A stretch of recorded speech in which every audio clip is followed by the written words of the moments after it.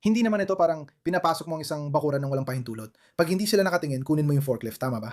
Hindi, madalas namin ginagawa yon. Maligayang pagdating sa Behind the Boom. Kasama si Eric ng HS Transport and Recovery. Ito ay isang mabilisang episode. Kung napanood nyo ang Sabado kong video kasama ang 80,000 pound na forklift, nakilala namin siya, si Eric, sa trabaho at napakaganda ng kanyang propesyon. Tinatawag kitang repo man. Tama ba yon? Hindi. Mas gusto naming tawaging recovery agents dahil technical namin kinukuha ang collateral. At ang salitang repo ay negatibo dahil sa mga palabas noon na parang maiinit ang ulo namin. Hindi maganda ang dating nun, kaya pinalitan namin ang tawag sa amin bilang recovery agents. May malasakit kami at masama rin ang pakiramdam. Ginagawa namin ang trabahong ayaw ng iba. Oo, totoo yan. Nakakatawa nga at nabanggit mo kasi kahit ako sa towing, negatibo talaga tingin sa repo. Oo. Kasi 'di ba kapag nakakita ng tow truck ang mga tao, hindi lahat ng tow truck ay pwede magripo. Kailangan mo ng lisensya at kung ano-ano pa, tama ba? Oh, tulad namin sa Pepes, hindi talaga kami pwedeng magrepo kahit gusto namin. Wala kaming lisensya para doon. At hindi rin talaga 'yon ang ginagawa namin. Kapag narinig ang repo, kadalasan naisip agad ng tao yung mga eksena sa TV na gaya ng inakaw nilang kotse ng nanay na may 4 na anak. Pero kung iisipin mo, hindi naman talaga ganon. Isa lang yun sa mga taong hindi nagbayad ng utang nila at hindi naman talaga kanila yon, 'di ba? At kinukuha lang ulit ng bangko o kung sino man ang may-ari ang pag-aari nila. Tama yan. Ang nangyayari kasi, karamihan ng tao nakikipag-usap lang sa bangko sa telepono. Kaya kapag nakilala nila ang recovery agent, kami ang napagbubuntungan ng sigaw at galit kasi kami ang unang taong nakikita nila. Dahil hindi nila masigawan ang bangko. Hindi nila masigawan ng bangko, kaya kailangan naming maintindihan ang sitwasyon sa oras na yon. Alam mo, karamihan ng tao ngayon sa nangyayari sa mundo, alam nilang darating kami dahil nakikipagtulungan ng mga bangko sa lahat. At commercial na collateral lang ang nire-recover ko. Kaya hindi ako gumagawa ng kahit anong may kinalaman sa kotse. Yung ginawa natin last week na forklift recovery ba yan? Oo, recovery yon, pero voluntaryong recovery yon. Tumawag ang customer at sinabi lang, oh, kunin mo na. Oo. Hindi ko alam yon hanggang sa kalahati na ng biyahe papunta sa trabaho kasi ako ang unang dumating sa lugar. Si Alex ay gumagawa ng car fishing na trabaho na nakuha namin habang papunta doon. Pagdating ko, ginagamit pa ang forklift. Naisip ko, bakit nila nililipat kung gumagana pa? Akala ko patay na, pero ginagamit pa pala. Siguro sinusulit muna bago ibigay. Hindi. Ang nangyari ay, kung sino man ang may-ari ng forklift na yon ay iniwan lang ito doon. At pagkatapos, yung truck na ginagamit nila, pagdating mo, sobra sa timbang. Inililipat nila yung bigat. At yung kumpanya, nung dumating kami, kasi nauna kami sa'yo, inayos na nila lahat ng truck tapos pumunta sila sa timbangan. Hindi ko alam paano, pero sobra pa rin sa timbang yung truck, kaya walang bumabalik. Tinanong nila yung mga umuupa sa lote kung gagamitin nila at hindi ko rin matanggihan. Pinagamit namin saglit para makita ko rin paano gumagana yung makina. At ang dahilan kung bakit kailangan naming i-deadlift yon ay dahil sinabi sa amin na walang preno yung makina. Meron lang itong forward at reverse. Baka kapag pinaandar mo sila paakit sa Murray's, pwedeng dumulas at mahulog. Kasi wala talaga akong alam sa pag-angat ng mga yon. Kapag nakuha namin ng trabaho, kailangan kong tawagan ng mga kakilala ko para magplano. Ngayon, gumagamit ako ng bagong kumpanyang nagsabing tawagan ko kayo. Interesante. Sigurado ako na yung malalaking kagamitan na yan ay parang car loan din, tama? Kumuha ka ng 60 buwan na loan, halimbawa, sa isang Mercedes. Kapag di mo nabayaran, kukunin ulit. Ganon din ba sa forklift na to, tama? Kukuha ka ng commercial loan at kapag di nabayaran, kukontakin ka ng bangko para bawiin yon. Oh, nagtatrabaho kami para sa isang tagapamagitan. Kaya kahit anumang bangko yon, may tinatawag na tagapamagitan. Pagkatapos, sila pa rin ang pipili ng kontratista at ako lang ang nag-iisang provider. Kaya tatawagan nila ako at ako ang mag-iisip kung paano ito ayusin, magbibigay ng presyo at solusyon kung paano ito mare-recover. Sinabi naming recovery agent kami dahil kung repo lang ang gamitin ko, walang saysay. Kaya sinusubukan naming alamin paano mare-recover ang makina. Sabi mo rin karamihan sa kanila kusa lang, di ba? So, hindi naman ito yung tipong papasok ka sa lote at habang di sila nakatingin, kukunin mo ang forklift. Tama? Hindi, madalas din namin ginagawa yon. Kagaya ngayon, kumuha ako ng forklift at pumunta lang sa isang warehouse, pumasok lang ako sa loob, sumakay at umalis. Oo, yung pinsan ko na dati kong empleyado, paborito niya yon. Papasok kami at akala ng tao na andun kami para magserbisyo sa kanila. Magsuot ka lang ng vest or kung ano man.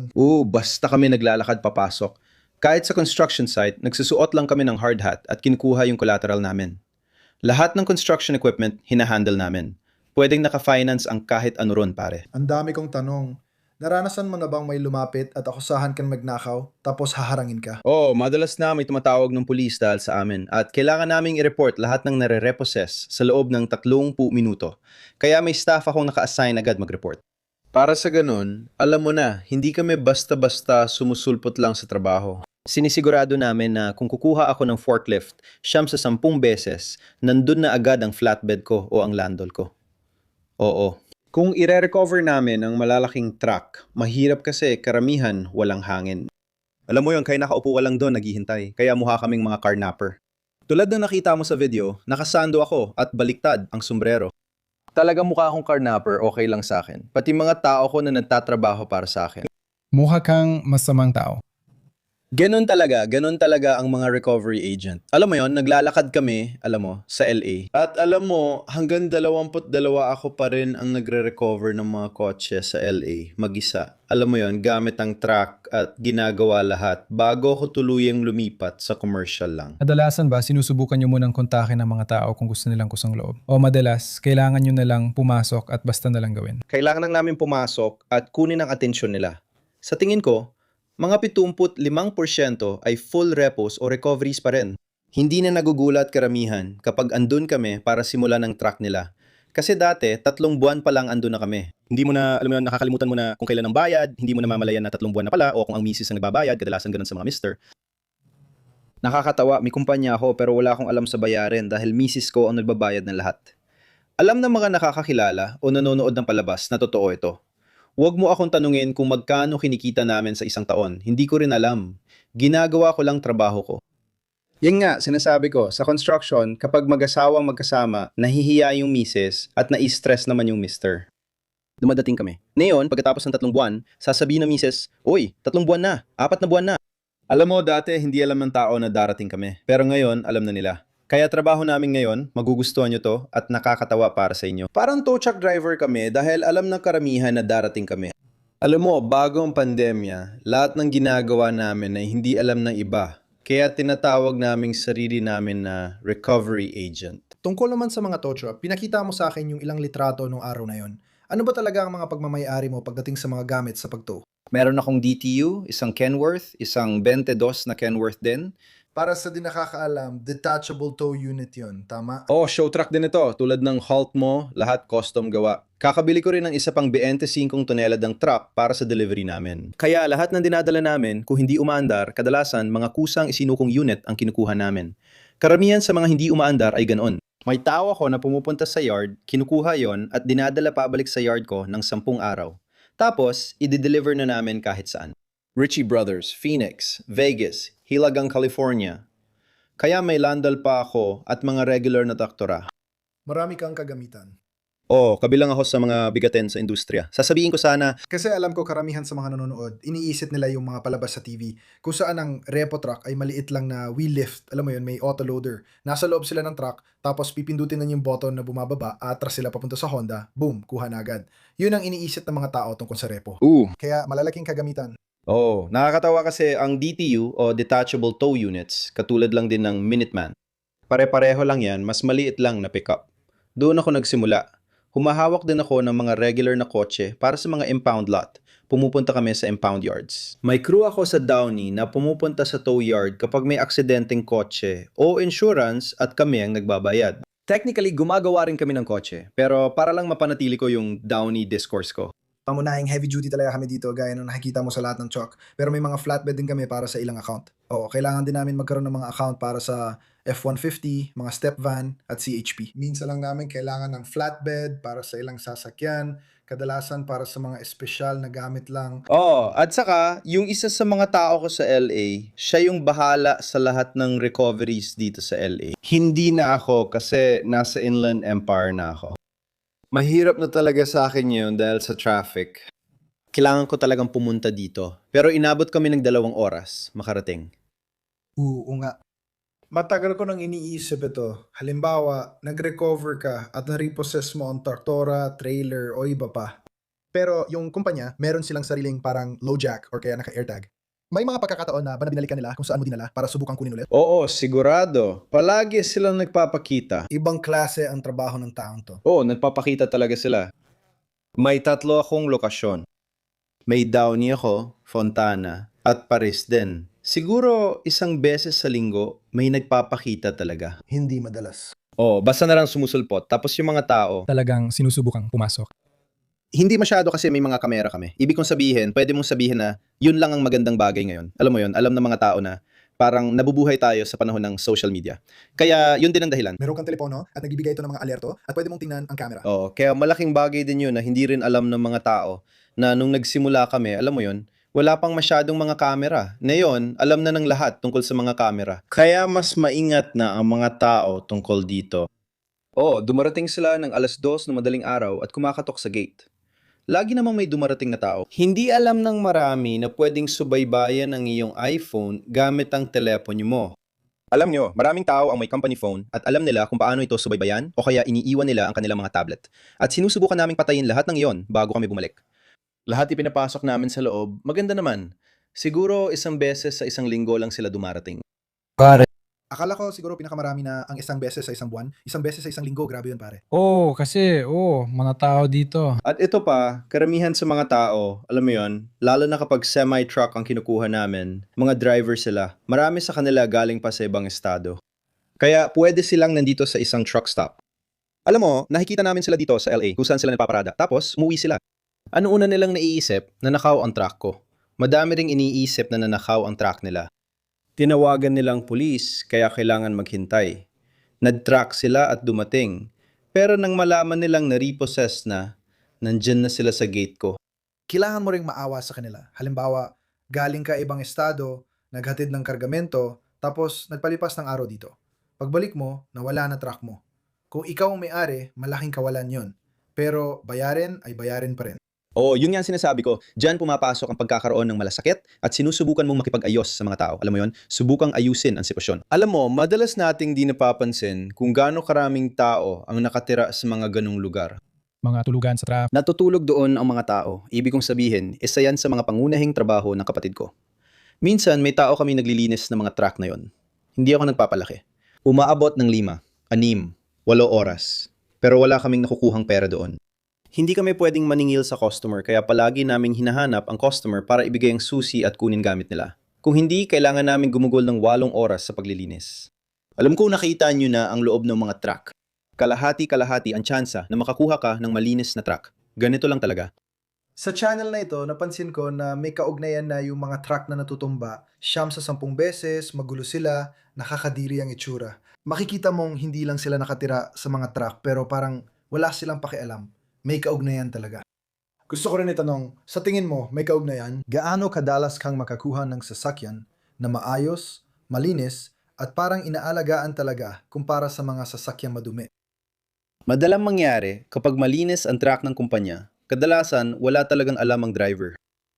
Kung ang may-ari ng truck ay malinis ang sasakyan pero hindi makintab ang chrome, ibig sabihin ay dumadaan sila sa hirap. Parang yan ang unang bagay na napapansin ng mga tao. Alam mo, marami talagang maintenance para mapanatiling maayos ang mga truck na to. Alam mo. At kaya, doon mo malalaman kung sino sila. At saka, ang totoo niyan, na yun sa ekonomiya natin at sa nangyayari, maraming tao ang pumupunta dito na hindi pa nakaranas. Mas maganda pa ito kaysa sa pinanggalingan nila. Yan lagi ang sinasabi sa amin. Parang pupunta ka rito o sa New York, magmamaneho ng taxi o gagawa ng iba.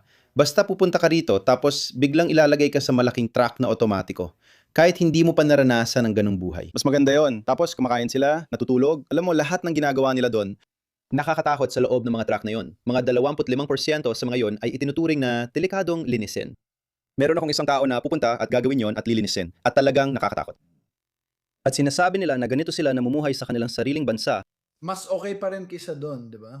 Iyan ang sinasabi nila. Ibig sabihin, hindi pa naman ako nakapunta sa mga third world na bansa para makumpara at tumira doon. Pero ibig sabihin, India. Oo, yun nga, yun ang pinag-uusapan natin. Sasabihin ko, talagang napakasama ng sitwasyon na hindi mo maisip, alam mo yon, na yung mga tao doon ay parang wala talagang respeto. Wala talaga. Alam mo, yun ang driver, hindi nila alam. Siguro, kultura na rin yon. Iniisip mo na tuloy-tuloy lang ang paglilinis ng bahay. Pero nagtataka ka pa rin, hindi namin maintindihan. Nakakatawa na sinabi mo yan kasi malinaw namang iba-ibang antas na mga bagay. Sa India, kita mo sa mga video kung gaano kagulo, di ba? Sino ba talagang nakakaalam? Siguro kasi pangit ang infrastruktura doon. Pero dito maayos at malinis. Pero pag sa bansang tulad ng Hapon na napuntahan ko na, Kakagaling mo lang doon. kakagaling ko lang napuntahan na rin niya, di ba? Sobrang linis at ibang-iba doon. Kaya na-culture shock ako, iba lang talaga ang kultura. Baka ganun din ang tingin nila sa atin, parang India. Oo. Ikaw, tama ka dyan. At hindi na nakakagulat. Alam mo yon, lahat pinag-uusapan yon.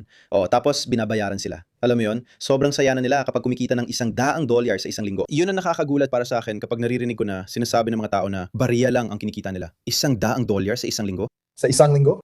Isang linggo. Isang linggo. Barya lang yan, pare. Alam mo, nung nagmaneho ka papunta sa ibang estado, kasi hindi ka naman karaniwang bumibiyahe sa ibang estado, di ba? Nung sinundo mo si Hulk, ginawa mo yon, di ba?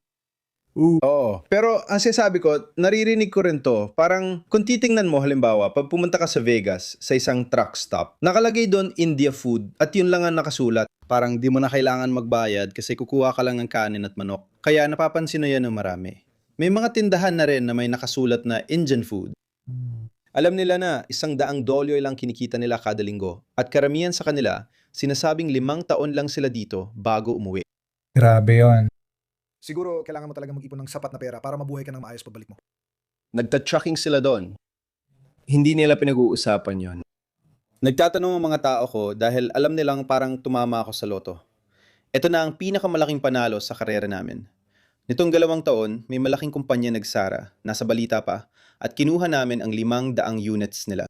Grabe. Gano'ng katagal yun ginawa? Matagal din. Sa tingin ko, pinakamarami naming nagawa sa isang araw ay 75. Grabe. Nakapagawa na kami ng 50 trailer sa isang araw. Marami talaga yun. Malaking parte ng trabaho ko ang logistics. Kaya maraming recovery agents para sa mga kotse. Pero yung sa commercial assets. Hindi marami. Hindi, kilala ko yung isa sa mga malalaking kumpanya, isa sa mga malalaking player. Tapos may ilan ding maliliit na negosyo, walang masama doon. Kasi hindi naman ako uma-attend ng mga show. Ibig kong sabihin, hindi talaga ako pumupunta sa kahit ano. Hindi pa ako nakisali sa mga sikat. At hindi rin ako pumupunta sa mga tow show. Trabaho lang talaga ginagawa ko. Sobrang swerte ko. Kaya akong tapusin halos lahat ng trabaho. Tukol dyan, may isang bagay na tumatak sa isip ko na nabanggit mo kasi sinabi mong isa ka sa iilan. Alam mo na, top recovery guys para sa commercial na bahagi. Nabanggit mong na-repo mo na ang liposuction machines. Kahit ano pa yan, talagang napag-isipan na namin yan.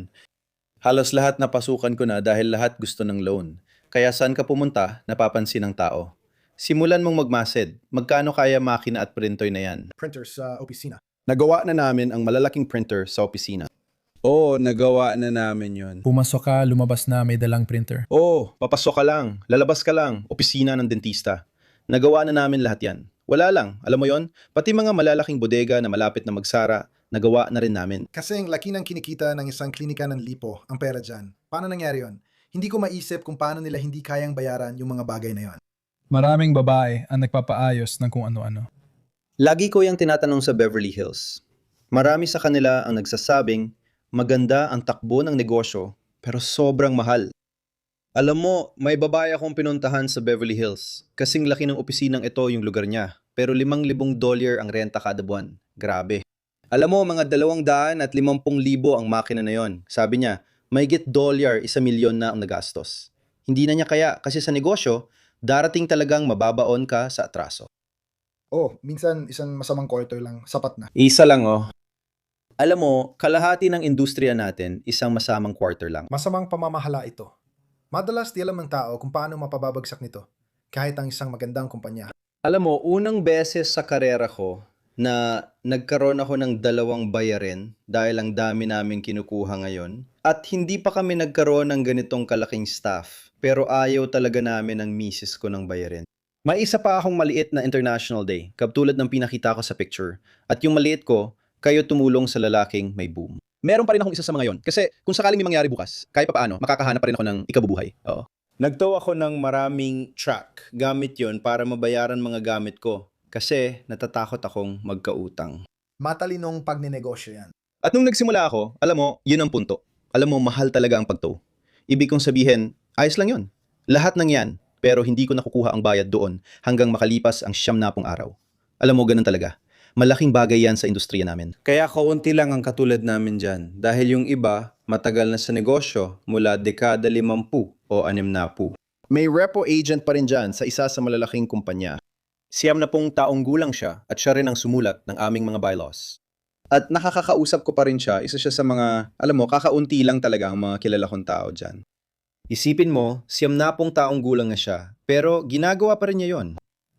Ginagawa na niya ito mula nang simulan niya at isinulat halos lahat ng batas sa mga libro natin. Nakakamangha yun para sa akin.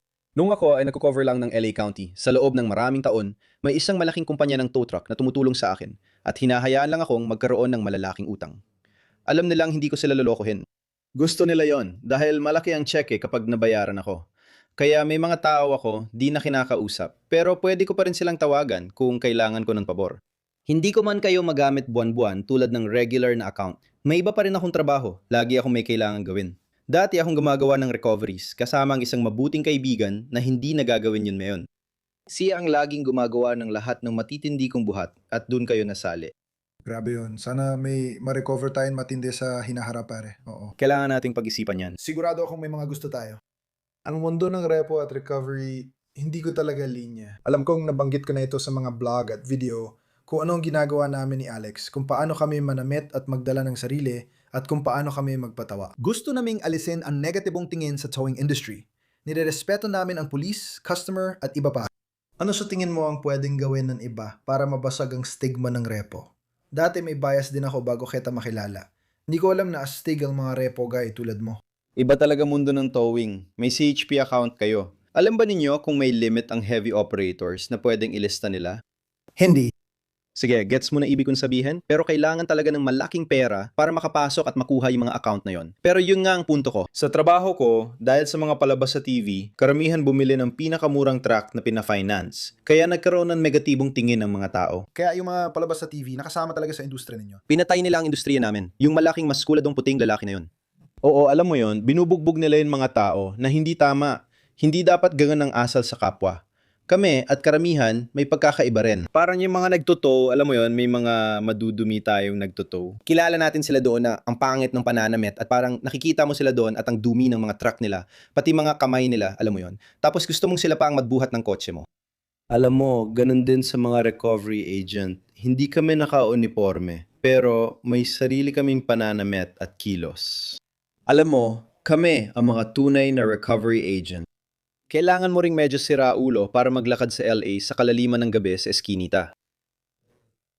Sinasabi ko sa lahat na, alam mo, ginawa ko yon ng maraming taon. Bakit? Wala akong ideya.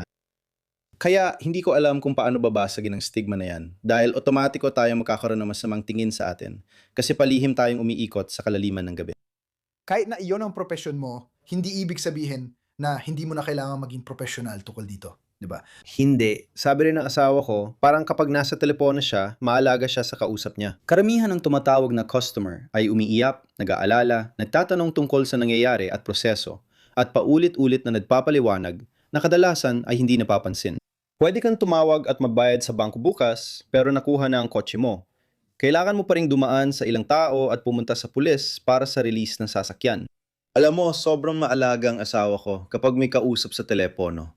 Sinasabi pa ng iba, pare, 3 beses na repo kotse ko at sila, tawag lang ng tawag. Parang, alam mo yon, isa yan sa mga dahilan kung bakit hindi ako sumasama sa mga meeting at kung ano-ano pa. Kasi naiinis ako. Parang, tol, kayo naman, mga tao lang yan na talagang may masamang araw lang. Nakikita nyo ba? May mga nababangga ang kotse nila. Alam mo, kabuhayan nila yon. Malungkot sila. Para sa iba, ito na ang pinakamasamang araw sa buhay nila hanggang ngayon. Tapos, nakita mo rin yung ibang mga taga-tao na pumupunta doon na may masamang ugali. Naiinis sila na kailangan nilang gawin yung trabaho nila. Palagi. Hindi na magbabago yon. Sa tingin ko, ugali ang dapat talagang baguhin. Sang-ayon ako. At noon sa pagto, sabi mo sa huling video na bumalik ka kasi gusto mo talaga gawin yon. Gets mo ba, ibig kong sabihin?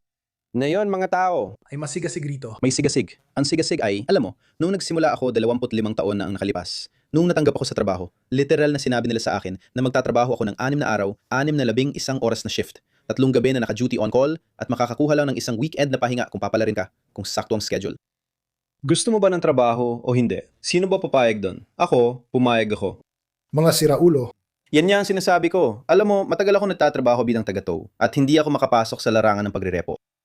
Hindi talaga, hanggang 2,10. Unang ginawa mo talaga ang pagtuto. Nagtow ako. Oo, ginawa ko lahat doon hanggang 2,10. May kaibigan ako na nagumpisa ng repo company. Iba ang paraan nila. Hinahabol nila kahit halos imposibleng mabawi ang sasakyan. Yun ang motto nila, malalaking truck na di makita.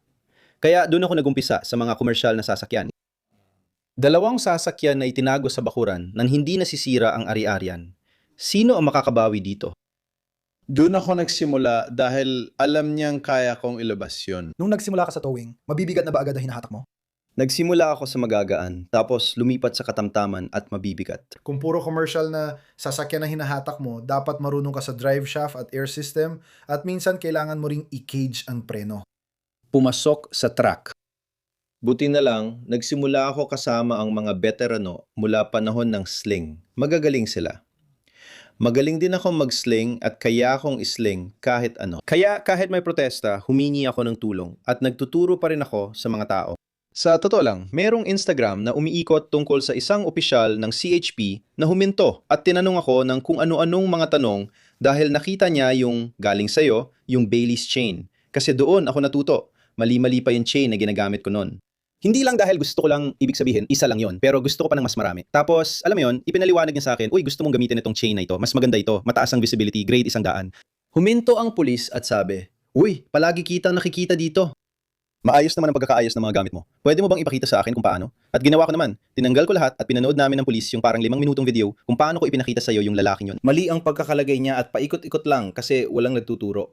Nung nagsimula ako nung 2,000 sa kumpanya yon, ako ang una nilang inupahan at 20 taong gulang pa lang ako noon. Nakapagmaneho ako, tapos binigyan ako ng medium duty. At kapag nagmamaneho ka ng medium, alam mo na tinatanggal mo yung drive lines at natututo kang mag-flat tow, alam mo yon, o lahat ng diskarte sa trabaho. Kaya doon ko natutunan yon. Dapat noon magdadadrive na ako ng heavy, pero bata pa ako at nag-asawa, tapos inampon ko ang anak kong babae ng bata pa ako. Pagkatapos, kumita ako ng malaki sa flatbed dahil mabilis ako. Yun ang naging landas ko. Hilig ko talaga ang flatbed. Kung ako, alam mo, Kaya sasakyan ang bayad sa inyo, di ba? oo, nagtrabaho ako kasama isang lalaki, parang kumpanya ko na rin. Nagsimula kami ng bagong kumpanya noong 2007. At pagkatapos, hinawakan namin ang lahat ng trabaho sa Long Beach Auto Square. Lahat ng mamahaling sasakyan, alam mo na, mga Porsche, kahit ano pa. Alam mo, yan ang sikreto ng negosyo dyan. Kaya yan ang pinagkakakitaan ko. Alam mo, Ako naman, sa mga exotic. mga kakaiba. Oo, nagawa ko na lahat yan. Alam mo, mga NASCAR na kotse, lahat ng yan. Alam mo, walang sira. Alam mo, magaling talaga ako. At palagi akong naging tagapagsanay. Kahit umalis ako sa dati kong kumpanya, pwede pa rin akong kumuha o sila na maghanap ng batang may potensyal. Sinasabi nila, pwede mo bang samahan itong bata ng 1 linggo? Oo, dalin mo siya. Ako na bahala sa kanya. Pero yun nga, ganun talaga. Kaya nagsimula ako sa magagaan na trabaho. At doon, natutunan ko lahat mula sa kanila. Sila yung mga original na old school. Nagsimula sila sa mga bahay. Tapos noong dekada 70, 15 taong gulang pa lang yung pinaka-main heavy operator nila na nagmamaneho ng malalaking makina. Ang dami nilang nakakabaliw na kwento. Natutunan ko ang respeto sa industriya. Hanggang ngayon, pwede ko pa ring tawagan lahat dahil lagi ako mabuti sa kanila.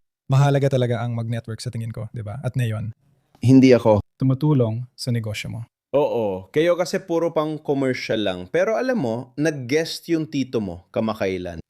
Alam mo, yung malaking opisina doon, palit-palit ng tao.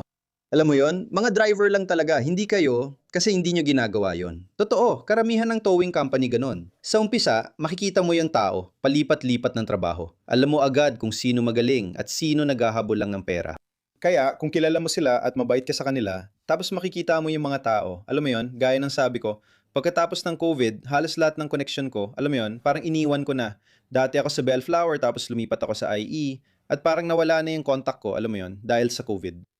Siguro kaya sumabog yung recovery scene noon kasi maraming walang trabaho at iba pang problema, di ba? Hindi agad kasi namigay sila ng stimulus kaya malaki ang epekto sa industriya namin. At hindi nila sasabihin pero sa opinion ko, oo. Kasi lahat ng tao nagkaroon ng pera, alam mo yon, pati ako nakatanggap ng pera at ginamit namin ng asawa ko yon para sa amin. Maraming tao ang nagpaantala ng kanilang mga bayad ngayon. Oo, ipinagpapaliban nila ang kanilang mga bayad. Yun pa rin ang ginagawa nila ngayon. Sinusubukan nilang makahabol. Pero yun ang problema. Hindi mo talaga kayang makahabol. Imposible talaga yon. Kung ikaw ay, alam mo yon, ilang buwan na, kahit pa makakuha ka ng malalaking trabaho, hindi ka pa rin makakaabante. Alam mo, tungkol dyan, sa palagay mo ba, dahil sa pagtaas ng insurance, may epekto rin ba ito sa ilang bahagi ng komersyal na negosyo? Ibig sabihin, pwede kang kumuha ng flatbed, di ba? Isang second-hand na flatbed, mga 100,000, di ba? Kukunin mo yon, alam mo yon, ipa-finance mo. Alam mo, tinitingnan natin mga $2,500 ang bayad. Higit o kulang, tama ba? So, 100,000, malamang mga 5,000 ka lang. Ang mga unang beses palang bumibili, nasa 5,000. Hindi. Yung may credit, 500, tama? Pero ibang usapan na yon. Sandali lang, pipigilan muna kita riyan, hindi kita pinuputol. So, yan yung isang bagay na hindi ko alam dati. Maganda ang credit ko, di ba? Pumunta ako para bumili ng DTU ko o yung una kong flatbed. Nasa isang lugar ako at bumili ako ng flatbed bago ko pa nabili yung landol ko. Nabuksan ng mata ko kasi maganda ang credit ko. Pero sabi nila, wala akong commercial credit. Iba na naman yon. Kaya yung unang beses mo talagang nakakatakot. Nagbayad ako ng 30,000 kahit kaya ako namang cash. Hindi ako nagyayabang pero sobra-sobra binayad namin para makapasok. Malaking bagay din yon. Palaging gumagamit ng kagamitan ang mga tao. Kaya para bumalik sa pinag-uusapan natin, gumagamit sila ng second-hand na kagamitan. Nakuha nilang stimulus na pera, bumili ng bago, pero naloko sila sa taas ng interes. Yung interest at pati na rin yung insurance. May mga truck kaming nakikita na kinukuha namin, wala silang motor carrier, walang permit, walang kahit ano kasi magastos. At minsan kapag kinausap mo yung mga taong ito, sasabihin nila, nagbabayad naman ako ng hulog at binabayaran ko naman yung insurance ko. At sobrang nakakalito rin talaga. Kaya nagsimula ako ng sarili kong recovery company. Pero meron din akong towing company. Kasi kailangan naming mag-deliver at may mga bagay na hindi ko pwedeng tawirin ang state lines para maghatid ng kung ano sa Vegas, mag-tow ng kung ano sa Vegas. Nahirapan ako kahit sabi nilang nagtatransport kami. Mas madali para sa akin magsimula ng towing company. Walang problema. Isang banggungot. Parang lahat sinasabi nilang kaya nila yon. Kaya marami akong malasakit kasi nakikita ko kasi yung permit namin para sa motor carry ay legit dahil meron kami para sa HS namin. Alam mo, yung totoong kumpanya namin. Pero yung T-Rex, yung taong nagsabi na kaya nilang gawin at ibigay sa amin yung mga binder namin, nagkagulo kasi pinaghalo nila yung dalawang kumpanya namin. At yun din ang naririnig ko sa maraming tao. Tinitingnan ng police kung may motor carry permit ka. Nakapag-file ka na ba o nasubukan mo na? Kung wala kang ideya, paano gawin ito? Nakakabaliw talaga. Na-impound ang gamit ng 30 araw o hanggang maayos nila. Pagkatapos, wala na silang pambayad sa storage o towing na madalas mangyari. At minsan, yun lang din yung dagdag na kita na nakukuha mo mula sa ilan sa mga, alam mo na, mga tow operator na yon. Yun lang, naubos na agad yun. At pagkatapos, nalulubog na sila. At kung magkaroon ka ng 30 araw na hold, mawawala lahat ng pinaghirapan mo at lahat ng iba pa. Paano ka pa makakabawi? Yun na. Pagdating ng panahon na yon, andito na yung recovery agent para kunin yung truck. Kaya namin sila kinukuha. Marami akong natutunan sa industriyang ito dahil nakita ko ang likod ng operasyon. Kaya malaking tulong ito sa amin ng asawa ko. Kaya sa una kong international, handa akong bumili ng tow truck sa kaibigan ko. Sabi niya, hindi ko hahayaang masira ka. Bibilhin mo ang Jalapy International sa presyong ito at mababayad ng cash bilang down payment. Walang hulog sa una mong tow truck. Matalino yan. Lahat ng credit ay sa kanya at lubos akong nagpapasalamat sa lalaking yun dahil yon ang pinakamagandang ginawa niya. Sabi niya, umasta kang parang may binabayarang hulog buwan-buwan. Sa bawat tow na gawin mo, magtabi ka at kapag bumili ng isa pang truck, malaking tulong yon. Pinakamagandang payo yon, alam mo. At nakikita natin yan kahit saan. Alam mo yon, pwede kang bumili ng kotse kahit saan, $100 lang ang down payment. Pero alam mo, pwede kang pumunta sa Fontana at bumili ng truck na $500 lang ang down, isang malaking truck. Sa tingin ko, hindi ka dapat bumili ng truck o tow truck kung wala ka pang motor carry permit. Sa tingin ko, dapat may paraan silang itanong. May motor carry permit ka ba? Kumpleto ka ba? Kasi may mga hindi alam yon. Nakakagulat kung gaano karaming tao ang walang alam. Tulad ng may-ari ng tow truck na kakahatak lang namin.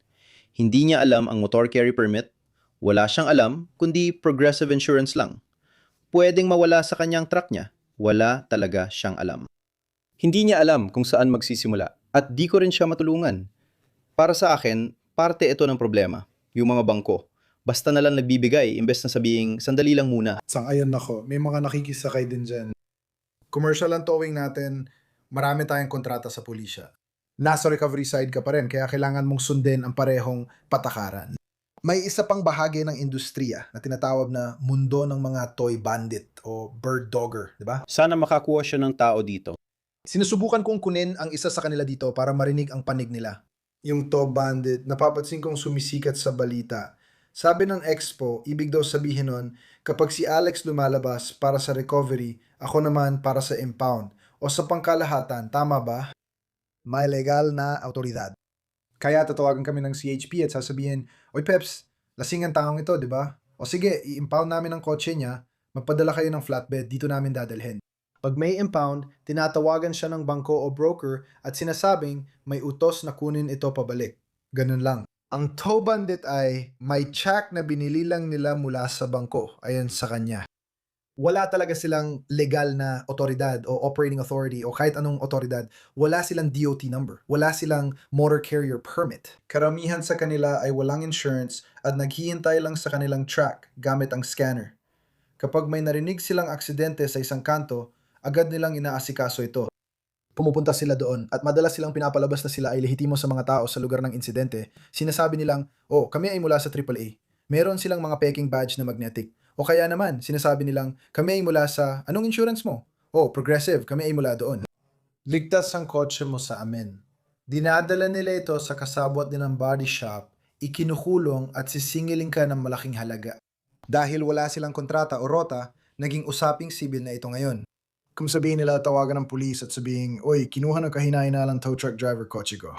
Wala na magagawa tungkol dito. Isa na itong civil na usapin at naging mainit na paksa na ito sa lugar natin. Nire-report na rin ito ng Fox at NBC. Malaking issue na talaga ito. Kaya alam ko, sa lugar natin, galit sila sa atin. Mga tow bandit ang galit sa atin. Ipapaliwanag ko pa. Sabi ko, nabanggit ko na sa'yo kanina ang Downey crew ko. Halos 75% ng trabahong yon ay mula sa mga tow bandit. Pumupunta kami sa mga kahina-hinalang tindahan at lahat sila may ganung kwento. May tama raw ito, ganyan, ganon, at napakalaki pa ng storage fee. Tapos sasabihin namin, anong pinagsasasabi mo? Makukuha namin ng kotse na pwede namang i-drive palabas. Wala naman itong sira. Walang electronic e-brake, pero may dolly at winch out fee pa rin, na binabayaran naman ng mga bangko. Ngayon, buti na lang may malaking bangko dyan ngayon na may hawak ng lahat ng DMV. Ewan ko kung alam nyo to. Nandyan ang mga DMV investigator at hinahabol nila ang mga shop na yan dahil dyan. Panahon na rin naman talaga. At dapat lang naman pero hindi nila ginagawa. Pero alam mo, hindi gagawin ng commercial na industriya yan. Yan ang nakakatawa. Sabi namin, naging kaibigan ko isa sa mga investigador ng DMV. Sabi niya, bakit hindi nila bayaran? Kilala rin namin ang lehitimong talyer. Alam ko kung kailan maayos ang isang bill. Araw-araw ko yan nakikita. Nagbabayad kami ng $1,000 sa bill na parang wala namang dahilan. Sabi ko, bakit ganyan kayo? Ano? Nagbayad ako ng 6,000 at 500 para sa Penske. Kasi ang Penske ay isa sa mga malalaking account namin. At paminsan-minsan, ginawa lang namin to 2 linggo na ang nakalipas. Tatawagan nila kami parang, uy, kailangan namin ng recovery sa toll yard. Alam namin lahat ng toll yards, di ba? Kilala ko rin lahat sa eksena. Kaya nung nagbigay sila ng residential address, nagtaka ako kung anong toll yard yon. Pumunta kami para kunin yon at parang 6,500, cash lang. Cash lang, hindi kami tumatanggap. Doon mo malalaman. Alam mo yon, puro red flags na lumalabas at makukuha mo pa yung itemized tow bill at sobrang kalokohan. Sobrang bogus at sobra sa presyo. Pero kailangan pa rin bayaran ng Penske kasi gusto nila makuha ang truck nila. Ginagawa rin namin ito at totoo, walang nakakapansin o nag-iisip. Ayos lang ang mga tao ko sa LA. May negosasyon kami sa bill na 18,000. Desidido ang asawa ko, hindi namin gagawin. Unang beses na may kliyenteng may backup. At sinabi namin, hindi namin tatanggapin ang $1,000 na cash para dito sa lugar nito. Hindi mo naman kailangan mag-abono, di ba? Hindi ako mag-aabono sa ganun kalaki. Hindi ako mag-aabono dyan. Kapag ako ang nag-i-impound sa araw, kami ang gumagastos ng malaki. Kasi malaki ang pera doon. Yung mga tao ko, alam mo na 4 hanggang 6. Kami, 4 hanggang 10 hatak papuntang impound kada araw. Yung mga tao ko ay masipag at pursigido. Malakay yan para paunang ilabas. Oh, malakas talaga gamit namin ng credit card. Pero maganda rin dahil sa mga puntos. Kaya kami, oo, pero ganun talaga, nakikita namin yan buong araw. Ako, manhid na ako, kasi parang, seryoso? Sisingilin nyo talaga? Gusto ko talagang makausap ang isa sa kanila dito. May kilala akong isa, sinusubukan ko siyang kumbinsihin. Nung makilala ko kayo, sabi ko, tinawagan ko siya, sabi ko, kailangan mong kumbinsihin ang kaibigan mo na pumunta rito. At nakausap ko na rin siya ng pribado. At literal, hindi siya muupo doon kasi mapapansin siya ng mga pulis. Pero, mas marami silang tagamasid. Iyan ang hindi alam ng karamihan. Para lang silang OPG na garahe, magagara lahat. Pati mga tow bandits may squatter din kaya magagara rin sila. Ang sabi sa akin, sila ay isang sopistikadong OPG na garahe. Ang ibig sabihin nito, palagi silang may mga tao. Kaya kung mapapansin mo, mas mabilis sila kaysa sa inyo. Paano nangyayari yun? Malamang nung nagkakilala kami, si Alex ang humawak sa pabangon ng isang tumagilid na box truck. Akala namin mas malaki ito kaysa sa totoong laki. Hindi naman pala, kailangan ng 2 tow truck na may crane. Kaya hinayaan ko si Alex na asikasuhin ito habang nire-record ko sila. Maraming tao noon at dumating ang espiya. Hindi sila natuwa sa akin kasi nilapitan ko sila. Parang, "Hi, kumusta? Ako nga pala si Joshua Pepe. Sino ang tumawag sa'yo?" At tinitigan lang nila ako. Parang, "Huwag mong ilapit ang camera na yan sa mukha ko." Tiningnan ko yung tow truck niya. Puti lang talaga. Walang kahit anong marka, walang DOT number, walang MC number. Alam mo, may mga kahina-hina lang nangyayari doon. Malamang spotter nga, gaya nung sabi mo. Alam mo, isa pa sa ginagawa namin mga recovery agent na di napapansin, hindi kami naglalagay ng pangalan sa pinto. Mga RA number lang. Recovery agent at ang mga numero namin. Mahahanap din namin sila kasi nakita ko na yung mga illegal na tow operator. At nakuha na namin ang truck nila. Sa wakas, may nakuha rin kami. Hindi sila repo guy pero nakakatakas sila kasi akala ng pulis repo guy sila. Walang marka kaya akala nila repo guys kami. Maraming nagkomento sa video na yon na repo guy daw siya, pero hindi totoo. Alam mo, At yan ay nahalo sa mundo mo at mundo ko. kasi ako ay nasa ilalim, alam mo. Kasi kapag nakita mo yung birding truck ko na ipinakita ko sa'yo, technical na truck yon para sa recovery. Wala ang pangalan ko sa pintuan na yon. Maraming tao rin na nagkokomento na, alam mo yun, na parang, yung taong yun ay sinusubukan na maghanap buhay at hayaan mo sila. Alam mo yun, may diskarte ka, may diskarte rin sila, hayaan mo na sila. Wala talaga akong pakialam, pero pare, isipin mo, tol, karamihan sa mga taong to, walang bumibili ng tow truck para lang sabihin na gusto kong mauna kay Pepo sa eksena at tulungan yung babae na mabawi ang kotse niya. Alam mo yun, yung lola na mabawi ang kotse niya ng mas mura kaysa sa kanila. Ginagawa nila yon para sa kabaligtarang dahilan. Yan ang hindi naiintindihan ng karamihan. At masama talaga yon. Hina-hostage nila ang mga kotse. Tulad ng sabi ko, mula nang simulan ko yon. Hindi ko naman talaga simulan ang kilusan. Matagal na talaga itong issue. Pare tol, nag-interview sa amin ng Fox, pati mga sikat, apektado na. Sa tingin ko, doon nagsimula dahil tinarget nila ang isang celebrity. Lumalaki na ito, sa palagay ko, sinusubaybayan ko ito. Gusto ko sanang makuha ang isa sa inyo sa palabas. 100%. Kadalasan, ang mga polis ay hindi alam ang sitwasyon at gusto agad umalis sa eksena. Siguro dahil marami silang tawag. Kaya ang iniisip nila, mas mabilis silang maalis ang sasakyan na ito, mas mabilis silang makakapunta sa susunod. Kaya kung wala silang kahit anong uri ng siguro pagsasanay, yun na siguro ang tamang salita, pagsasanay, hindi nila ito mapapansin. Meron kaming isang pulis sa lugar namin na sobrang galing dito sa pag-spot ng ganito. Ini-impound namin ang marami sa mga illegal na tow operator na ito, gaya ng pag-recover nyo sa ilan sa kanila. Nakakatawa kasi yung lalaking lumabas sa report ng Fox na impound na namin yung sasakyan na yon. Sinabi sa akin ni Eddie yun. Oo, yung dilaw na truck na bumangga sa babae, nakuha na nila ang pirma niya gamit ang pangalan ng AAA. Yun din kotse niya. Sa palagay ko, mga 500 para sa basic na Camry o Corolla. Grabe yon. So binabayaran natin yan araw-araw ng ganung halaga. Pare, 7,000 para sa isang Camry. Grabe yon. Oo, nakakabaliw kung gaano kalaki ang binabayad natin sa mga sasakyan na to pero walang nakakapansin. At doon mo malalaman kung aling tindahan ang kaduda-duda kapag cash lang ang gusto nilang bayad. Oo, tama. Seryoso? Cash lang talaga gusto mo? Oo. Walang cheque, walang credit card. At ang mahirap pa, sabi ni PD2, walang paraan. Kasi kadalasan, hindi driver ang may-ari ng truck na yon. Ay, hindi. Kaya wala talagang habol sa kanya. Kaya hindi siya malaking bagay yon sa mga mapagsamantalang tow operator. Kung mapapansin mo, tingnan mo ang mga 180. Karamihan sa kanila matatanda na. Pag nakita mo ang pangalan, magtataka ka paanong 60 taong gulang ka na. Alam mo kung bakit? Ginagamit nila ang credit ng iba, credit ni Lola, ng iba pa, paulit-ulit. Siyempre, Wala na silang magagawa kaya malaking issue ito. Kailangan nila itong ayusin dahil maraming nakabantay at matagal na itong issue. May ilang mga lungsod na, alam mo na, pinalalayas sila doon. Alam mo, ang Paramount talagang mahigpit dyan. Alam mo, sinusubukan nilang pumasok doon. Kasi malala kami sa Compton. At pupunta sila sa Paramount at hindi nila pinapayagan yon. Oo. May ilang bahagi pero dapat nilang tandaan na bababa rin yan at mareregulate balang araw. wala kaming problema sa kompetisyon, pero iniisip ng iba na sakim si Pepes. Hindi naman ganon. Ganito, kung kami ni Alex ay nagre-recover at may nangyaring mali, may nasaktan o may nasirang bagay. Grabe pare, di talaga maiwasan yan balang araw, pero dapat bawasan hanggat kaya. Kung mangyari, may paraan naman para ayusin. May insurance kami para dyan, kasama na ang on-hook at liability. Sa mga tow bandits, pati ikaw, halimbawa nagre-recover ka ng bagay tapos nabitawan, may paraan naman para ayusin yon, di ba? Kailangan mo lang ng insurance at iba pa para dyan, tama? Ikaw ang mananagot doon. At nung sinabi mong mga bandido, Kapag tinatong nila ang Lexus, Toyota, Honda, Porsche, or iba pa, tapos nasira, wala kang magagawa kundi i-demanda sila. Wala silang insurance na kagaya ng meron tayo. Hindi sila sakop nun. At kung wala silang operating authority tulad ng MC number, motor carrier, o DOT number, madalas talaga itong nangyayari. Ganyan sabi ko, kaya todo cover ang mga news agency sa mga kwentong ito. I-google mo lang ang tow bandit. dapat ninyong bantayan kung ilang tow truck ang nananakaw. Yan ay isang bagay na walang masyadong pinag-uusapan at nagugulat ako. Bago mag-COVID, malala na talaga. Hanggang ngayon daw, masama pa rin. Nakuha ko na yung amin. Ginawan ko pa ng video yon. Addict siya. Kinuha niya yung flatbed. Alam mo ba gaano kadaling magnakaw ng tow truck? Kasi pareho lang.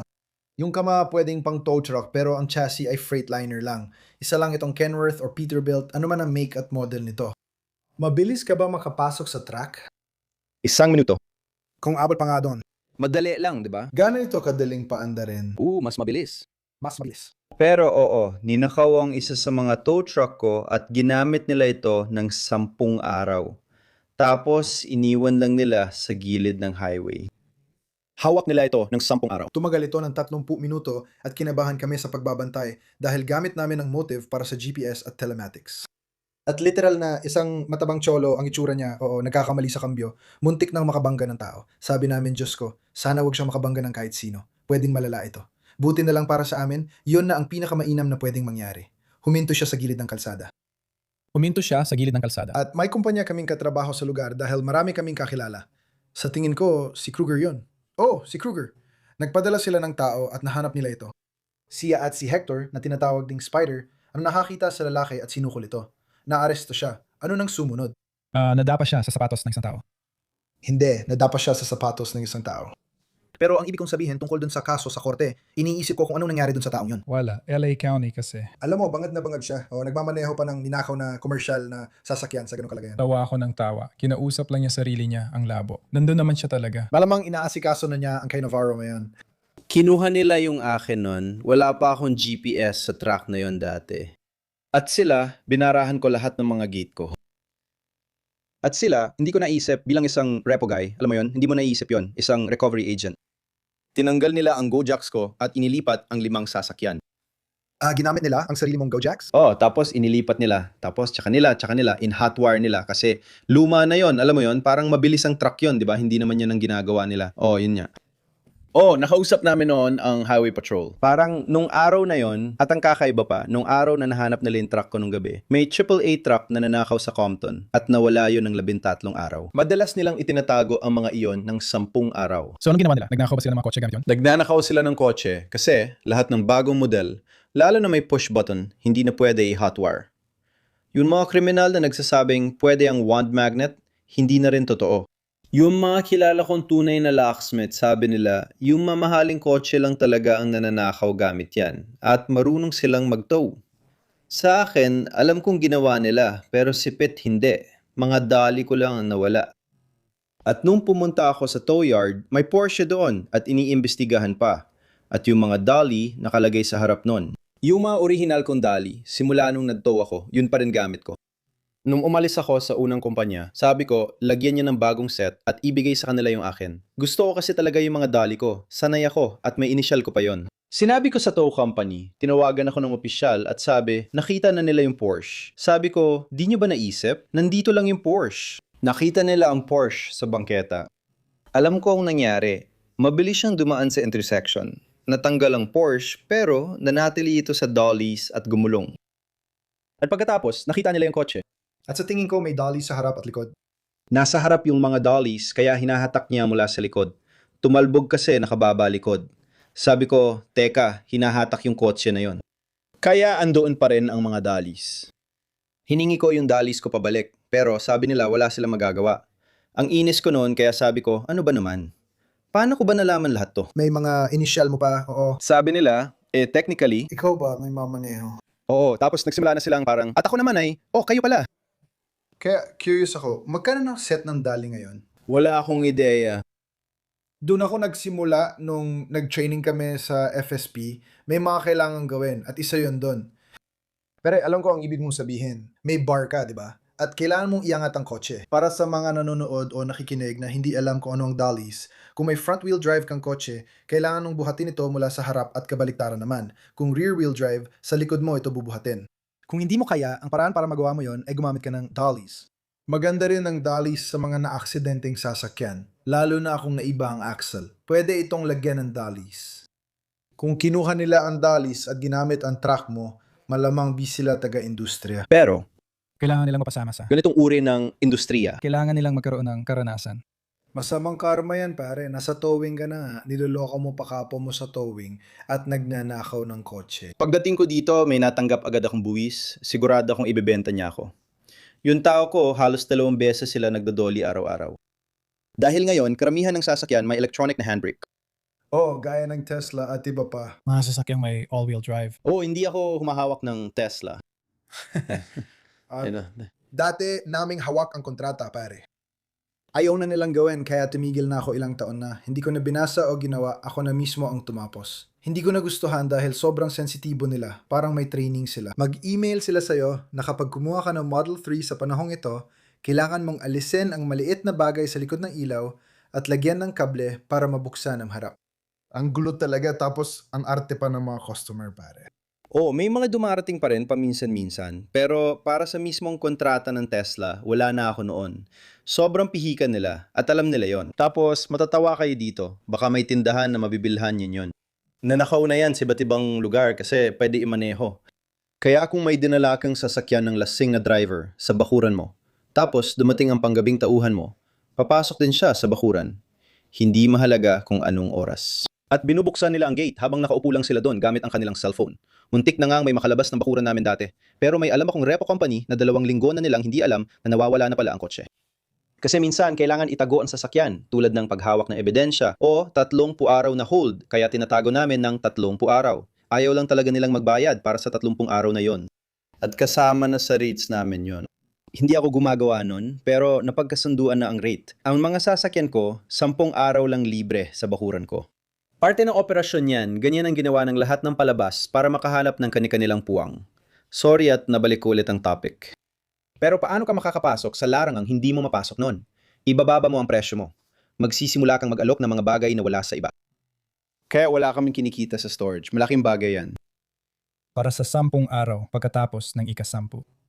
Kaya pag may nakuha kami, ayaw kong harapin ang 38 na kotse kasi ayaw kong sabihin ng presyo pero nakakainis talagang bayad nila. Ako, hindi ko iiwan ng kotse sa lote ko ng 30 araw. Lalo na kung ilang araw na lang ang natitira sa 30 araw na hold bago ibigay sa customer. Kailangan ng garage keepers insurance sa lote na yon na meron ako. Oo, pwede ko pero hindi practical. Hindi mahalaga, pero kailangan ko pa rin ng parehong insurance sa 3 kong bakuran dahil may mga kotse kami roon para sa posibleng aberya. Maraming video ng mga tao na nakaupo lang sa harap, tapos biglang dinadala yung mga kotse palabas ng lote. Naisip ko, paano kung na-impound mo yung Tesla dahil sa autopilot at iba pa, di ba? Tingnan mo, Yung nga ang sinasabi ko, at parang kaya ka nitong sunduin ng kusa. Naisip ko lang, paano kung kukunin mo yung kotse mo sa impound, tapos hinihintay mo bumukas yung gate at pinindot mo yung button? Yun nga ang punto ko. Sigurado ako. Ganun ang ginagawa nila. Ginagawa ba nila yon? 100%. Ganun nga, ay grabe pare. Iyan nga ang punto ko. May alam akong kumpanyang nang hahatak ng sasakyan.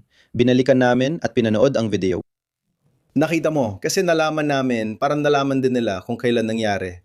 Dahil binigyan nila kami ng sulat. Ang hinaharap ay kakaiba. Grabe yun. Mga kotse na may remote control. Alam mo ba, sa Tesla, pwede mong utusan ng kotse na mag-park habang nasa gym ka. Oo nga. Yun nga ang sinasabi ko, kaya bakit hindi ka nalang pumunta sa lote mo? At pwede ka rin nilang sunduin, di ba? Oo. Hindi ko alam kung gaano kaganda. Oh, pwede naman. Kaya kung may telepono ka, Pag may FSD ka, yung full self-driving. gamit mo yung teleponyo mo para makita lokasyon ng kotse. Sabi mo, nandyan kotse mo, lapit ka dito. Lalapit kotse sa'yo, kaya dapat malapit para makita nyo magbukas gate. Oo, umupo lang siya doon. Makita mo sa labas ng mga camera na nakatutok pababa. Yung lalaki, nakaupo lang siya doon buong araw. Tapos pumasok na lang yung lalaki, binuksan yung, alam mo na, kasi hindi naman electric yung mga gate ko. Kaya kailangan mo talagang buksan yon. Tapos binuksan niya yung gate, pumasok yung driver, inaalis niya yung pagkakakabit ng kotse niya, pinagmamasdan niya yung gate at pinaatras niya yung kotse niya papasok, tapos palabas agad. Grabe. Parang grabe, ayun na yung kotse. Dati, may patakaran sa Tesla na pwede naming voluntaryong imaneho yung kotse.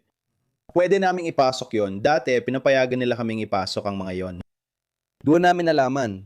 Tumigil kami dahil may lalaking dumating at kinuha ulit kotse niya. Naitala niya lahat na nangyari.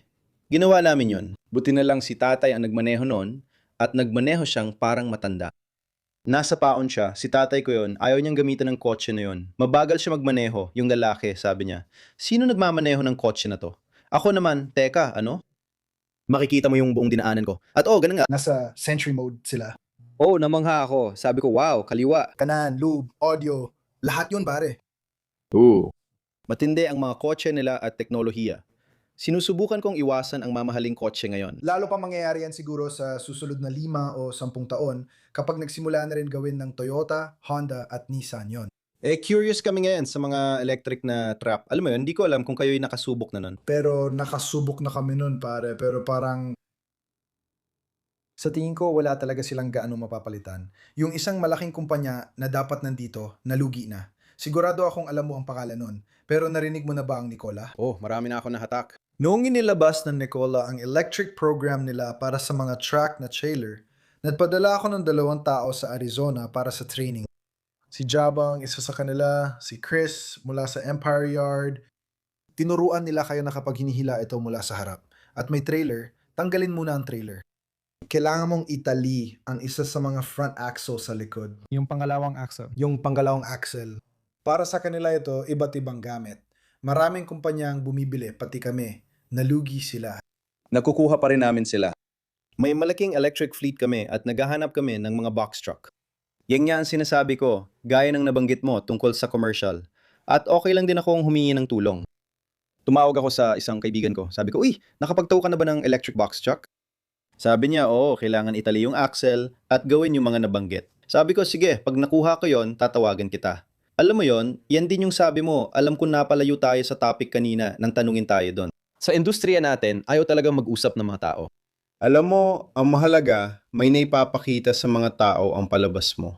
Sabi ko na sa'yo at kay Bailey, kung di dahil sa'yo, di ko alam saan bibili ng ganun.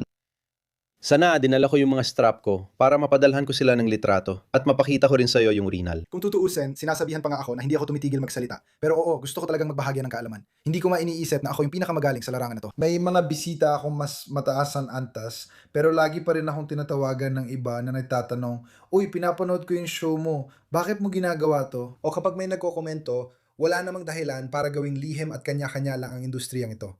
Kasi mas magiging maganda ang takbo kung magtutulungan tayo bilang buo. At kayo, hindi naman kayo ganun at parang ang weird. 25 taon pa lang ako sa industriya. Pero kapag kinakausap ko yung mga kasamahan ko, ewan ko, 45 o 60 na sila.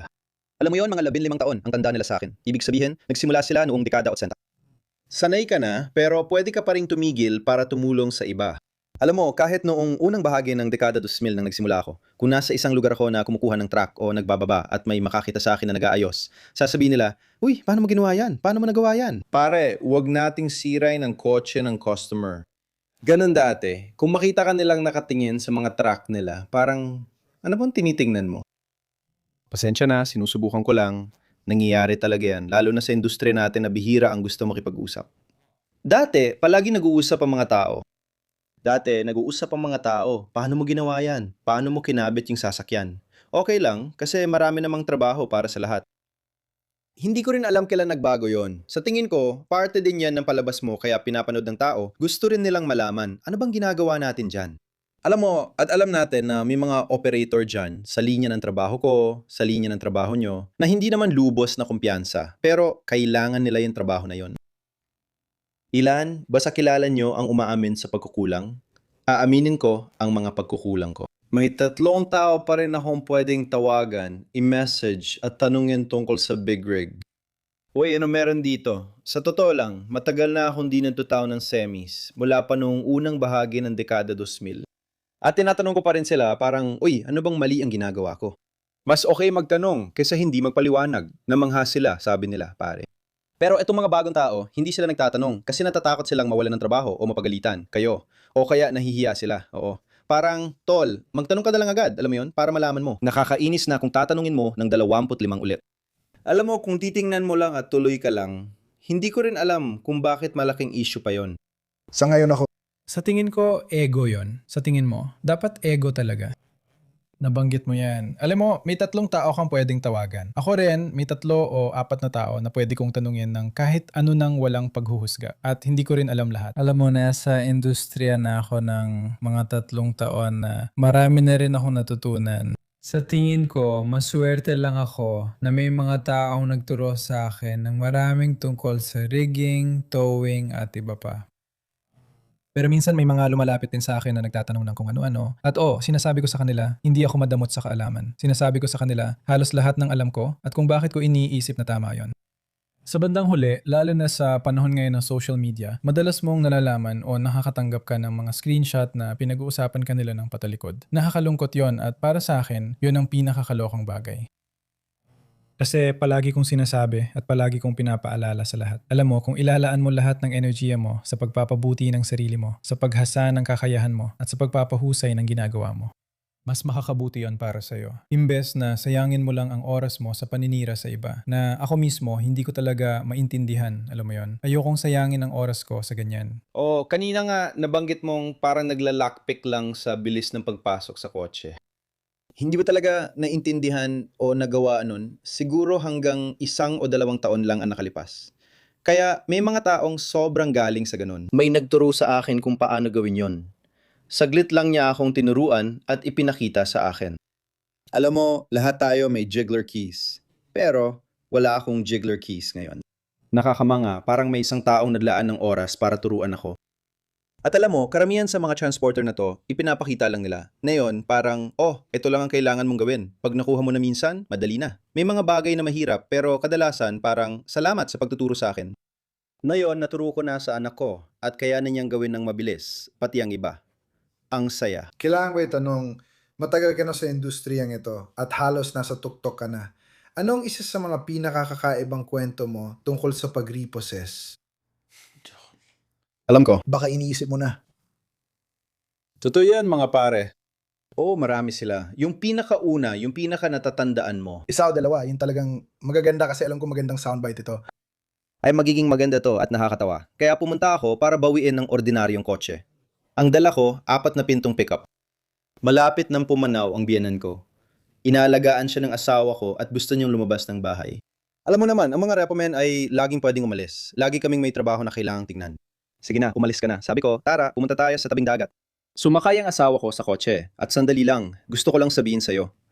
Karamihan sa mga repo men ay nagtatrabaho kasama ang kanilang asawa o pamilya. Madalas kaming magrepo kasama ang pamilya dahil libre ang tulong. Ganun talaga ang takbo ng industriya. Oo. Nakakita ako ng Nissan Pathfinder na matagal ko nang hinahanap. Hindi ko man lang pinag-isipan, yung biyenan kong dating pulis noong dekada 50, grabe ang mga kwento. Hindi na rin gumagana ang mga paa niya, kaya nakaupo lang siya sa truck ko. Yung asawa ko, hindi talaga siya nakikialam kahit gaano kasamang sitwasyon. Ilang beses na rin akong nabugbog. Yung asawa ko, tumawag lang sa Siam na 111. Wala, ganun talaga. Nakahila ko na ang Nissan Pathfinder na all-wheel drive pa. Nasa parallel park ako, Huntington Beach, sa gitna ng magandang araw sa parke. May lumapit na lalaki sa akin at mahinahon kong sinabi, "Uy, kamusta?" At pawis na pawis siya at kumpleto siyang pang-ski. At sa isip-isip ko, bakit siya nakaparka? Alam mo yon, kumpleto ang suot niya. At malaki rin siyang tao.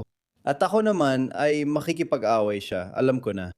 Sabi ko pare, kasama ko asawa at biyanan ko. Aalis na ako, sayo na kotse mo. Pupunta na kami. Tumawag ang asawa ko sa Siam na 111 dahil gusto lang niya makipag-away. Sinuntok ko siya, sinuntok din niya ako. Napansin ko parang bangag siya. Sabi ko, ay hindi na. Sa industriya namin, karamihan gusto siyang pabagsakin at kontrolin. Parang yun talagang gusto namin gawin, hintayin na lang ang pulis. Hindi ko siya mapabagsak dahil sa suot niyang parka. Pagkatapos ng 4 na minuto, hingal na ako at tinatambakan niya ako. Ang asawa ko, kung makikilala mo, laging naka-high na tsinelas at maliwanag ang pulang buhok. Napatingin ako sa kanya, may video na pala. Habang nakatingin ako, sabi ko, "Babe, tulungan mo ako." Tinanggal niya ang tsinelas niya, tapos nasa likod ko na yung lalaki. At parang habang nangyayari lahat, parang slow motion ang lahat. Tinulak ko yung lalaki, pero madulas sa parke, kaya lumalapit pa rin siya at tinutulak din ako. Sabi ng asawa ko, ako na bahala, sabay talon sa likod ng lalaki. Dahil sa bigat niya at nung lalaki, bumagsak kaming lahat sa lupa. At nakahiga lang ako ng nakatihaya. Makikita mo akong hingal na hingal, tapos yung lalaki, nasa ibabaw ko. Nandito yung ulo ng lalaki sa tabi ko. Nasa taas naman yung asawa ko. Maliit lang siya, tapos itinulak ko yung lalaki palayo. Yung asawa ko, nakapulupot ang mga binti sa lalaki at sinasakal siya. Sabay sigaw ng, may hawak na ako sa kanya, mahal. Ako naman, parang pinakakawawa sa eksena. Dumating ang mga pulis at wala akong magawa. Tinitingnan nila ako at ang asawa ko. Parang nagtatanong, bakit yung asawa mo? Sabi ko, pakikuha na lang po yung lalaki. Wala akong magawa ngayon. Sa tingin ko, yun na ang pinaka nakakahiya. Ipinagtanggol ako ng asawa ko. Sabi ko, grabe naman. Tapos lahat tumawa. Yung tatay ko, nakaupo lang. Tinulungan ng babae, gano'n na nga. Oo, iniligtas ako ng babae. Asawa mo yon, ayos yun. Asawa ko ang ride or die ko. Sa opisina, siya at anak kong babae lang ang nandoon at nagpapatakbo. 25 na ang anak ko ngayon. Kasama ko na siya mula noong 2 taong gulang siya at inampun ko siya noong 2 kalahati na siya. Kaya mahigit 20 taon na kami magkasama. 22 taon. Sigurado akong hindi kanya pinapalampas sa kwentong yan. Hindi. Naalala mo ba nung niligtas kita sa lalaking yon? Oo, ang asawa ko, alam mo, nung kasama ko pang asawa ko nun, nung ginagawa pa namin yung matitinding pagre-repo dati. Kasi gaya ng sabi ko kanina, kami ang gumagawa ng mga pinakamatitinding repo, alam mo yon, sa mga likod bahay sa LA. Alam mo, nagsusuot kami ng vest nun kasi nakikisalamuha kami sa mga taong talagang delikado. Iniisip ko na, ibig ko sabihin, siguro pagkatapos ng lahat ng taon na to, magaling kang makipaglaban o marunong kang tumanggap ng suntok. Marunong akong tumanggap ng suntok, pero mas magaling akong makipag-usap. Sa dila ko, napapakalma ako 9 sa 10. Yan ang pinakamagandang paraan para gawin yun. Nung nagsimula kami sa mundo ng malalaking truck, nakikisalamuha kami sa mga taong 1 taon ang atras. Wala silang pakialam, alam mo ba, pasensya na. Kung may mga palabas na nun, hindi namin yan magagawa. Hahanapin namin yung malaking truck, tatanggalin airline niya, huhugutin air valves niya, gigisingin namin siya. Uy, pare, 1 taon na. Sige na. Hindi. Alam mo, hindi ko sinasabing hinila namin siya palabas. Siguro ginawa namin. At alam mo, hawak namin siya sa sahig tapos itinatapon namin ang mga gamit niya. Yung asawa ko, tinatanggal lahat ng koneksyon ng mga gamit niya tapos umalis na kami. Alam mo, ganun kami noon para makatakas. Kung ipapakita nila yan sa mga palabas ngayon, ibig kong sabihin, araw-araw kaming kakasuhan. Pero sabi ko, Demanda na agad din na yun. noon, pag 2 taon ka nang di nakakabayad, kailangan mo talagang tingnan yon sa ibang pananaw. Iba kasi ang panahon nun. Kasama ko asawa ko, pati biyenan sa pagre-repo. Ang pamilya ko, gustong-gusto pumunta sa Chuck E. Cheese tuwing linggo para maglibang. Itong taong to, naghahanap ng mga ire-repossess sa buong. Kaya Magandang kwento ito. Sandali lang. Maari akong magkwento ng buong araw. Ang anak kong babae ay high school noon at may maagang aktibidad. Pero di ko na maalala kung anong event yon. Kapag bata pa ang anak mo, darating din silang mag-high school. Hindi ko maalala kung ano yon, pero kailangan mong pumasok ng maaga dahil may 0 period. Ginising siya ng alas 5 ng umaga, parang initiation. Hindi ko rin maalala kung anong sinalihan niya. Kaya ginawa nila, sinabihan ka ng mga magulang na, oy, pupunta kami at gigisingin namin ang anak mo sa kalagitnaan ng gabi at kukunin namin lahat ng mga bata at pupunta kami, ewan ko. Sabi namin, ayos lang, ginising ang anak kong babae. Mula nung 3 taong gulang siya, lagi na siyang kasama ko sa tow truck. Kayang-kaya ng anak kong babae magmaneho ng tow truck, parang walang katulad. Sabi nila, nasa apartment complex sila pagdating nila. Tahimik, walang sumagot. Sabi ng anak kong babae, kaya akong pumasok. Ginawa niya, diskarte niya. Kinagulat sila, paano ka nakapasok? 3 lugar ang napasok niya na di kayang pasukin ng iba. Kaya pinatawag nila kami at kinausap ng sarilinan. Parang, uy, kailangan namin sabihan kayo, parang kriminal ang anak ninyong babae. At kami naman, anong ibig ninyong sabihin? Kasi lumaki kami sa, alam mo na, maganda ang pinasukan niyang paaralan. Sabi namin, anong ibig mong sabihin? Tapos simulan nilang ikwento lahat sa amin. Tapos sinabi ng asawa ko, hindi namin sinasabi kahit kanino kung ano ang ginagawa namin. Oo. Sa industriya namin, kayo pwedeng magpunta sa kahit anong event at sabihing nagtutao kayo at ayos lang yun sa lahat. Kapag nabanggit namin ang salitang recovery, yan agad ang gustong malaman ng lahat. Laging may kwento silang gusto marinig. lalo na pag sinabi mong repo. Pag nalaman ng iba, agad silang lumalapit, kaya iniiwasan naming banggitin yon. Ninanakaw nyo ng legal ang mga kotse. Oo, kaya nga kami mga legal na magnanakaw ng kotse. At nagtatago kami, alam mo yun, isipin mo. Nahirapan akong gawin ng interview na to. Tumawag ako sa maraming tao. At bahagi ng dahilan ay gusto naming sabihin kung paano pinatay ng palabas ang industriya namin, ang tow band. Parang marami kaming gustong iparating sa mga tao.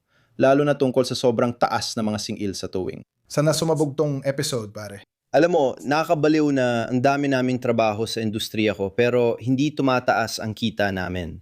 Malaking bagay din yon para sa amin. Nakakabaliw isipin na sinasabi ng mga bangko na madali lang trabaho natin pero hindi nila nakikita at hindi sila naniniwala doon. Nung Sabado ng gabi, tropa ko nagmaneho mula LA. Humawak ng 9 na kaso sa La Puente, Fontana at San Bernardino. Alam mo yon, nagtrabaho siya hanggang makarating sa Paris. Wala siyang nahanap, ako na bahala sa kanya ngayon. Kami ng asawa ko ang gagastos. Pero isipin mo, sanang sasabihin ng mga bangko, alam mo? Magaling ang ginawa niyo. Akala mo ba dahil sobrang dami na sa panig ng mga kotse, kaya naapektuhan na rin pati ang commercial na bahagi? Oh, yun nga, ang ibig kong sabihin, kaya ayaw nilang magbayad. Marami sa mga nanonood ng video ko, pare nagsasabi ng 6 na digit ang trabaho na yan o panluloko yan. Sinasabi rin nilang naniningil ng 50,000 ang mga yan. Wala nang ideya ang mga tao kung paano kasi mabilis siya. Mabilis tayo, di ba? Pwede namang pag-usapan muna ang mga trabahong ibinibigay mo bago simulan para makuha ko rin ang tingin kong tamang halaga.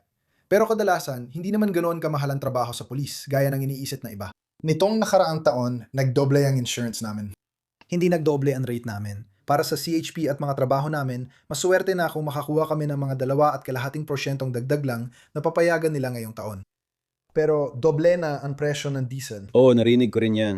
Doble na lahat pero konti lang ang dagdag sa kita dahil sobrang dami na natin. Alam mo yon, hindi siya ganun. Ibig sabihin, kumikita pa rin naman kami. Lagi kaming abala, may iba pa kaming lugar dahil sa mga kontrata namin. Tuloy-tuloy lang ang kayo 24/7 pero hindi siya tulad ng iniisip ng iba. Parang, uy, 50,000 dolyar ang trabaho para sa rollover na yan. Hindi nga umabot kahit sa maliit na bahagi niyan. Hindi, ipinaliwanag din namin sa kanila ang tungkol sa presyo ng gasolina at na kailangan namin gumawa ng paraan para dito. Pumunta ako sa LA gamit ang truck ko para magpakarga ng diesel. Pero ngayon, mas maingat na ako sa pagpapagasolina. Sabi ko, may alam akong lugar. Matagal na rin akong di nakapunta sa LA dahil pumunta ako sa yard ko sa Downey kasama ang asawa ko. Sabi ko, dito ako magpapakarga ng gasolina.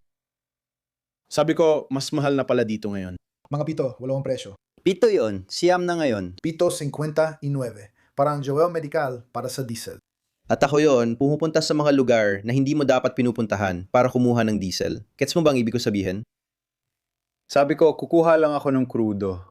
May 100 galon akong tangke na nilalagay ko sa isa sa mga truck ko. Plano ko sanang ilagay ulit pero nagmamadali na ako at tinatamad. $700. Alam mo, kasi sabi ko, maglalagay ako ng crudo kasi mas mura. Kasi ngayon, isa sa mga pinsan ko, may 100 galon siya sa truck at maghihintay. Pupunta siya sa Sam's Club at Walmart dahil mas mura, kaya maaga siyang aalis.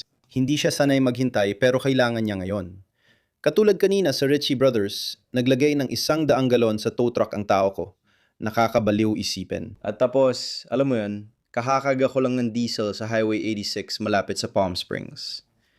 May magandang lugar dun. May 2 lugar, isa sa casino sa Highway 86 na laging mas mura ng halos 75 o 85 sentimo. Malaki na rin yon kung 200 galon ang inilalagay mo. Malakay talagang matitipid mo. Tama, yung mga bangko natin, bale wala lang sa kanila. Para sa kanila, normal lang yan. Yung mga bill namin, hindi rin kami naniningil para sa gasolina. Nakita ko yung ibang towing company, may dagdag silang parang 10% fuel surcharge. Sinusubukan lang namin kasi hindi namin mapataas yung mga rate namin. Pero gaya na nabanggit ng tatay ko dati, nung sinubukan niya yan maraming taon na nakalipas. Sabi ng kumpanya, tumaas din naman ang presyo ng gasolina namin. Katulad ng sa inyo, hindi raw patas. Ngayon, doble na ang binabayaran namin. Kaya hindi namin ipinapasa ang dagdag sa gasolina, kami na lang sumasalo nun. Oo, kaya alam ko mahirap nung tumawag ako sa inyo. Iniisip ko, sana napag-usapan namin yon. Sabi ko, nagtataka ako kung mabibigyan nila ako ng presyo kasi hindi ko alam kung per oras ba o paano. Problema kasi, ayaw ng mga bangko ko niyan. Gusto nila malinaw at ayos lahat bago sila bumaba. Kung per oras ang singil, doble pa sana.